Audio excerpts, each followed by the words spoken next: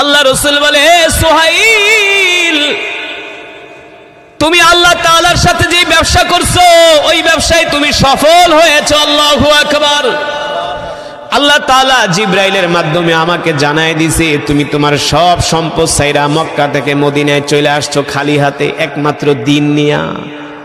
ও সুহাইল, তোমার উপরে আসমানের মালিক, জমিনের মালিক, আরশের মালিক আল্লাহ এতটা খুশি হয়েছেন, এতটা খুশি হয়েছেন, তোমার এই কোরবানি দেখা আল্লাহ তাআলা কোরআনুল কারীমের মধ্যে আয়াত নাজিল করে দিয়েছে।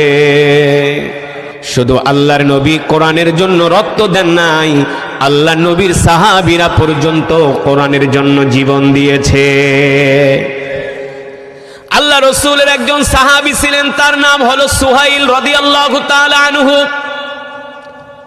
হযরত আমর বিন সুহাইল রাদিয়াল্লাহু তাআলা আনহু তিনি যখন কালেমা পড়ে মুসলমান হন, তিনি যখন মক্কার জমিনে কালেমা পড়ে মুসলমান হন, সুহাইল বিন আমর রাদিয়াল্লাহু তাআলা আনহু তিনি এক সময় ছিলেন একজন গরিব মানুষ।